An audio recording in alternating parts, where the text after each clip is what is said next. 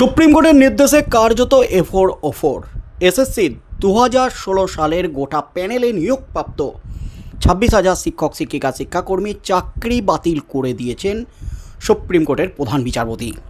আর এই নির্দেশেই কিন্তু একেবারে হাহাকার পড়ে গেছে। চাকরি হারানো শিক্ষক শিক্ষিকারা লাগাতার আন্দোলনে নেমেছেন। তাদের একটাই দাবি, যোগ্য অযোগ্য আলাদা করতে হবে, ওএমআর সিট প্রকাশ করতে হবে। সিবিআই যে মাদার ডেস্ক উদ্ধার করেছিল সেটা প্রকাশ করলেই সেখানেই ওএমআর সিট আছে, এমনই দাবি করেছেন প্রাক্তন বিচারপতি অভিজিৎ গঙ্গোপাধ্যায়। যখন মুখ্যমন্ত্রী মমতা ব্যানার্জি অভিজিৎ গঙ্গোপাধ্যায় এবং বিকাশ রঞ্জন ভট্টাচার্যকে নিশানা করছেন চাকরি বাতিলের জন্য, তাদের দায়ী করছেন, ঠিক সেই মুহূর্তে চাকরি হারানো শিক্ষক শিক্ষিকারা প্রাক্তন বিচারপতি অভিজিৎ গঙ্গোপাধ্যায়ের বাড়িতে তারা ভিড় করেছেন। তাদের একটাই দাবি, যোগ্য শিক্ষক শিক্ষিকাদের পুনরায় নিয়োগ করতে হবে এবং যোগ্য অযোগ্য লিস্ট কীভাবে বের করা যাবে সেটার জন্য প্রাক্তন বিচারপতিকে সাহায্য করতে হবে। তার মধ্যেই কিন্তু এই চাকরি বাতিল হওয়ার পরপরই মুখ্যমন্ত্রী মমতা ব্যানার্জি নেতাজি ইন্দোরে ডেকে চাকরি হারানো শিক্ষক শিক্ষিকাদের আশ্বস্ত করার চেষ্টা করেছিলেন, কেউ ভেঙে পড়বেন না, পাশে আছি এবং আইনি পরামর্শ নিয়ে আইনি মতে চাকরি হারানো শিক্ষক শিক্ষিকাদের পুনরায় নিয়োগ করবেন তিনি। এর জন্য plan A B C D E সব রেডি আছে। তবে একটাই দাবি ছিল, চাকরি হারানো শিক্ষক শিক্ষিকাদের যোগ্য অযোগ্য আলাদা করতে হবে। অবশেষে দেখা গেল এসএসসি চেয়ারম্যান সিদ্ধার্থ মজুমদার গতকাল বিকাশ ভবনে অর্থাৎ রাজ্যের শিক্ষা দপ্তরে ইমেল মারফত যোগ্য অযোগ্যদের একটা লিস্ট জমা দিয়েছে, যেখানে অযোগ্যের সংখ্যা প্রায় 6,000-এরও বেশি এবং যোগ্য শিক্ষক শিক্ষিকার সংখ্যা 19,000-এর বেশি।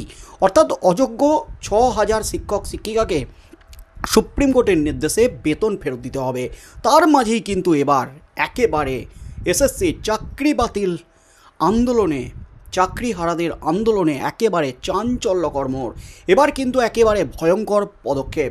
সরাসরি মুখ্যমন্ত্রী মমতা ব্যানার্জির নির্দেশ, মমতা ব্যানার্জির আর্জি খারিজ, মমতা ব্যানার্জির নির্দেশকে কার্যত বুড়ো আঙুল দেখিয়ে এবার কিন্তু আন্দোলন সরাসরি দিল্লিতে। এবার কিন্তু কেন্দ্রের হস্তক্ষেপের দাবি। শুধু দিল্লিতে আন্দোলন নয়, তার সাথে সাথে যা পদক্ষেপ নেওয়া হলো চাকরি হারানো শিক্ষক শিক্ষিকাদের তরফ থেকে, তাতেই কিন্তু নতুন করে শোরগোল পড়ে গেল একেবারে গোটা রাজ্য জুড়ে। চাপ বাড়ল রাজ্য সরকারের উপর, যেখানে 2026-এর বিধানসভা নির্বাচন হাতে মাত্র 1 বছরও নেই, যেখানে 10-11 মাস বাকি, সেখানে এই চাকরি হারানো শিক্ষক শিক্ষিকাদের এই আন্দোলন যথেষ্ট চাপ বাড়িয়েছে রাজ্যের। তার মধ্যেই একেবারে চূড়ান্ত পদক্ষেপ ঘোষণা চাকরি হারানো শিক্ষক শিক্ষিকাদের। রাজ্য সরকারের বারবার আবেদন এবং স্বয়ং মুখ্যমন্ত্রীর চাকরি বহাল রাখার আশ্বাস সত্ত্বেও স্কুলে ফিরতে নারাজ শিক্ষকদের একাংশ। ধর্মতলার ধর্নামঞ্চ থেকে তাদের স্পষ্ট ঘোষণা, বিনা দোষে চাকরি হারিয়েছি, এখন আর মাথা নিচু করে স্কুলে যেতে চাই না, নিজেদের হকের চাকরি ফিরে পেয়ে সসম্মানে ক্লাসে ফিরতে চাই। যোগ্য অযোগ্য শিক্ষক শিক্ষিকাদের একেবারে বড় ঘোষণা, এবং শুধু ঘোষণা নয়, তাদের একেবারে চরম সিদ্ধান্ত। যা সিদ্ধান্ত নিলেন চাকরি হারানো শিক্ষক শিক্ষিকারা, তাতেই কিন্তু নতুন করে শোরগোল পড়ে গেল একেবারে গোটার রাজ্য জুড়ে। কারণ এবার চাকরি হারানো শিক্ষক শিক্ষিকারা দিল্লির পথে। বড় সড়ো আন্দোলনের একেবারে হুঁশিয়ারি। দিল্লির যন্তর মন্তরে আগামী বুধবার ধর্নায় বসতে চলেছেন চাকরি হারা শিক্ষক শিক্ষিকারা। জানা যাচ্ছে সোমবারই বাসে দিল্লি রওনা দিতে চলেছেন তারা। আজই দিল্লির পথে বাস যে সমস্ত রাজ্যের উপর দিয়ে যাবে, সেই সমস্ত রাজ্যে লিফলেট বিলি করতে করতে সমস্যার কথা তুলে ধরা হবে বলে জানানো হয়েছে চাকরি হারাদের তরফ থেকে। সাংবাদিকদের মুখোমুখি হয়ে একগুচ্ছ কর্মসূচির কথা ঘোষণা করা হয় চাকরি হারা সংগঠন যোগ্য শিক্ষক শিক্ষিকা এবং শিক্ষাকর্মী 2016 ঐক্যমঞ্চের তরফ থেকে। সংগঠনের অন্যতম আহ্বায়ক চিন্ময় মণ্ডল এই কর্মসূচির ঘোষণা করে সমাজের সমস্ত স্তরের তরফ থেকে সাহায্য চেয়েছেন। সেই সংগঠনের তরফ থেকে জানানো হয়েছে, মঙ্গলবার অর্থাৎ 1 বৈশাখের দিন বাংলা ভাষা এবং সংস্কৃতি নিয়ে একটি আলোচনা সভা হবে। যে সমস্ত চাকরিহারারা এখনও পর্যন্ত স্কুলে গিয়ে কাজ করছেন, বৃহস্পতিবার তারা একটি বিশেষ ব্যাজ পরে এই প্রতিবাদ জানাবেন। সংগঠনের তরফ থেকে আগামী 22শে এপ্রিল রাজভবন অভিযানের ডাক দেওয়া হয়েছে। আর ঠিক ওই দিনই দুপুর 12টা নাগাদ শিয়ালদা থেকে চাকরিহারাদের একটি মিছিল রয়েছে, যেটি যাবে ধর্মতলার ওয়াই চ্যানেল পর্যন্ত। তারপর তাদের একটি প্রতিনিধি দল রাজ্যপাল সিবি আনন্দ বোসের সঙ্গে দেখা করে রাষ্ট্রপতি দ্রৌপদী মুর্মুর হস্তক্ষেপের দাবি জানাবেন বলে জানা গেছে। অন্যদিকে আগামী 1 মে থেকে 7 মে পর্যন্ত রিলে অনশনেরও পরিকল্পনা রয়েছে চাকরিহারাদের একাংশের। জানা গেছে এই সংগঠনের সদস্যরা 7 মের পর আমরণ অনশনের ডাক দিয়েছেন। এমনকি সংগঠনের তরফ থেকে এও জানানো হয়েছে যে দিল্লি যাওয়ার জন্য সোমবার ধর্মতলার ওয়াই চ্যানেল থেকেই বাস ছাড়বে। উল্লেখ্য, সুপ্রিম কোর্টের নির্দেশে যারা চাকরি হারিয়েছেন এসএসসি সেই সমস্ত শিক্ষক শিক্ষিকা এবং শিক্ষাকর্মীদের অবস্থান কর্মসূচি চলছে ধর্মতলার ওয়াই চ্যানেলে। এর আগে তাঁরা গান্ধী মূর্তির পাদদেশে অবস্থান করছিলেন। সেখান থেকে শনিবার রাতে আন্দোলনকারীদের সরিয়ে দেয় পুলিশ। চাকরিচ্যুতদের পরবর্তী পদক্ষেপ কী হবে সে বিষয়ে সকলের মতামত চাওয়া হচ্ছে। ওয়াই চ্যানেলে একটি বাক্স বসিয়েছেন আন্দোলনকারীরা। একটি কাগজে সংশ্লিষ্ট পরামর্শ লিখে ওই বাক্সে ফেলে যাওয়ার অনুরোধ করেছেন।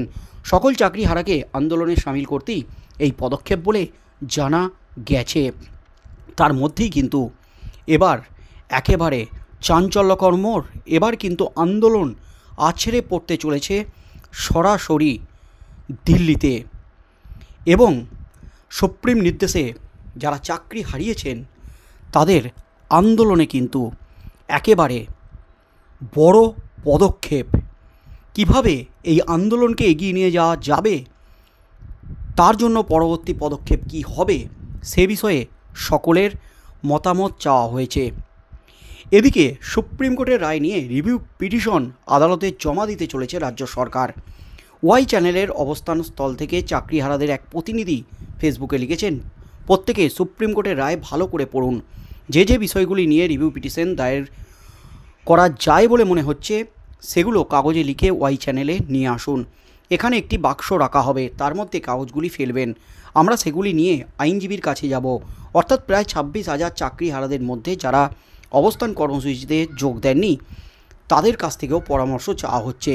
চাকরি বাতিলের প্রতিবাদে শহরের অন্য প্রান্তে পৃথক কর্মসূচি চলছে।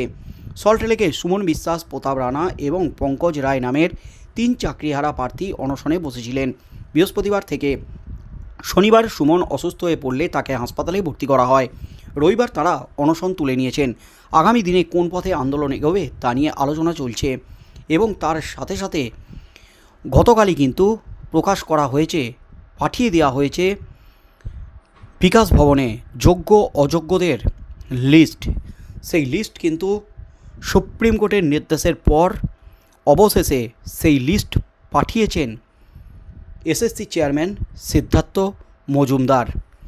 এমনকি যোগ্য শিক্ষক শিক্ষিকা অধিকার মঞ্চের তরফ থেকে চিন্ময় মণ্ডল যে বিস্ফোরক দাবি করেন, আমরা নিজেদের মধ্যে আলোচনা করেছি, বেশিরভাগই শিক্ষকই জানিয়েছেন এভাবে তারা আর স্কুলে ফিরতে চান না। অর্থাৎ মুখ্যমন্ত্রী যে নির্দেশ দিয়েছিলেন স্কুলে ফেরার, সেই নির্দেশ আর তারা মানবেন না। তাই আমাদের মঞ্চ থেকে ঘোষণা করছি, কেউ স্কুলে ফিরছি না। শুধু তাই নয়, আন্দোলনরত শিক্ষক শিক্ষিকারা আগামী দিনের একাধিক কর্মসূচি গ্রহণ করেছেন।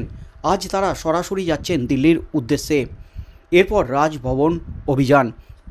সুপ্রিম কোর্টের নির্দেশে যে 26,000 চাকরি বাতিল হয়েছে, নেতাজি ইন্দোরে তাদের নিয়ে বৈঠক করেন মুখ্যমন্ত্রী মমতা ব্যানার্জি। সেখানে তাদের আশ্বস্ত করে স্কুলে ফেরার ডাক দিয়েছিলেন তিনি, এবং ভলেন্টিয়ার সার্ভিস দেওয়ার প্রস্তাব দেন। মুখ্যমন্ত্রীর বক্তব্য ছিল 2 মাস একটু কষ্ট করুন, আগামী 20 বছর নিশ্চিন্তে থাকবেন। তবে সেই বৈঠকের পরই শিক্ষকদের একাংশ জানিয়েছিলেন শুধু মুখের কথায় ভুলে তারা স্কুলে ফিরতে চান না। ইন্দোরের ওই বৈঠকের পর গত শুক্রবার বিকাশ ভবনে শিক্ষামন্ত্রী ব্রাত্য বসু এবং শিক্ষা প্রশাসনের শীর্ষকর্তারা চাকরিহারাদের সঙ্গে আলোচনায় বসেন। সেখানেও বারবার স্কুলে ফেরার জন্য আবেদন জানানো হয়। তবে সেই আবেদনে সাড়া দিলেও তারা বেতন পাবেন কিনা সেই ভরসায় ক্লাসে ফিরবেন সে বিষয়ে সরকার কোনো স্পষ্ট ধারণা দিতে পারেনি। বরং শিক্ষকদের সামাজিক দায়িত্ব পালনের কথা বলা হয় এবং আইনি পরামর্শ নেওয়ার আশ্বাস দেওয়া হয়। কিন্তু সরকারের এই ধরনের কথা যে তারা মানছেন না তা স্পষ্ট করে দিলেন অবশেষে। চিন্ময় মণ্ডল বলেন, রায়ের পরেও আমাদের মধ্যে বেশ কয়েকজন স্কুলে গেছেন, কিন্তু সেখানে গিয়ে তাদের অনেকেই তাচ্ছিল্যের শিকার হতে হয়েছে তাদের। শিক্ষকরা জানান, অভিভাবক এবং ছাত্রছাত্রীদের একাংশ তাদের চাকরি চলে গেছে বলে কটাক্ষ করেছেন। আবার সহানুভূতি জানানোর নামেও অনেকে বাঁকা কথা শুনিয়েছেন। অনেক স্কুলে প্রধান শিক্ষকরা তাদের সাদা কাগজে সই করতে বলেছেন। এই পরিস্থিতিতে সংগঠনের স্পষ্ট বক্তব্য, আমরা এত তাচ্ছিল্যের পাত্র নই, আমাদের দোষে চাকরি যায়নি, মাথা উঁচু করে স্কুলে ফিরতে চাই, তাই যতদিন না চাকরি ফেরত পাচ্ছি আমরা কেউ স্কুলে যাব না। সরকারের সঙ্গে আলোচনা চলাকালীন কেন স্কুলে ফেরার আর্জি খারিজ করেছেন শিক্ষকরা, সেই প্রশ্নের উত্তরে চিন্ময় বলেন, আলোচনা তো সরকারকেই করতে হবে, আমরাও সেটি চাই, কিন্তু তার মানে এই নয় যে আমাদের আন্দোলন কিভাবে চলবে সেটা সরকার ঠিক করে দেবে। অনেক আলোচনার পরেই আমরা এই সিদ্ধান্ত নিয়েছি। মূল মঞ্চের এই সিদ্ধান্তকে স্বাগত জানিয়েছেন বিভিন্ন জেলার চাকরিহারারাও। সরাসরি আন্দোলন মঞ্চের সঙ্গে যুক্ত না থেকেও বহু শিক্ষক স্কুলে যাবেন না বলে জানিয়েছেন। উত্তর দিনাজপুরের রায়গঞ্জের চাকরিহারা শিক্ষিকা প্রিয়াঙ্কা গুহ বলেন, কন্যাশ্রীর পেন্ডিং কাজগুলো স্কুলে গিয়ে কমপ্লিট করে দিয়ে এসেছি, এখন হয়তো অন্য কেউ সেই দায়িত্ব পালন করবেন। চাকরি যাওয়ার পরেও স্কুলে পরীক্ষার গার্ড দিতে গিয়েছিলাম, আর যাব না। পূর্ব মেদিনীপুরের পাঁশকুড়ার চাকরিহারা শিক্ষক কার্তিক আদক বলেন, মঞ্চ যে সিদ্ধান্ত নিয়েছে তাকে সমর্থন জানাই, যতদিন না আদালত আমাদের স্কুল যেতে বলছে ততদিন যাব না। অর্থাৎ একেবারে চরম পদক্ষেপ চাকরি হারানো শিক্ষক শিক্ষিকাদের। আজই দিল্লির উদ্দেশ্যে যাত্রা করছেন এবং কেন্দ্রের হস্তক্ষেপের দাবি জানিয়েছেন, এমনকি রাষ্ট্রপতির হস্তক্ষেপের দাবি জানিয়েছেন তারা। শুধু তাই নয়, যে রাজ্যের উপর দিয়ে বাস যাবে সেখানে মানুষকে বোঝাবেন তাদের কেন চাকরি গেছে এবং তাদের যে প্রাতিষ্ঠানিক দুর্নীতির জন্য চাকরি গেছে, তাদের যে সমস্যা সব কিছু মানুষের কাছে তুলে ধরবেন। অর্থাৎ রাজ্য সরকারের ভাবমূর্তি কিন্তু ক্ষুণ্ণ হতে চলেছে চাকরি হারানো শিক্ষক শিক্ষিকাদের এই কাজে। ওয়েস্ট বেঙ্গল সরকারের বিরুদ্ধে কিন্তু একেবারে বড় পদক্ষেপ শিক্ষক শিক্ষিকাদের, চাকরি হারানো শিক্ষক শিক্ষিকাদের। আগামী দিনে কি হতে চলেছে, রাজ্য সরকার শেষ পর্যন্ত কি পদক্ষেপ নেয়, সেদিকেই চোখ থাকবে গোটা রাজ্যের।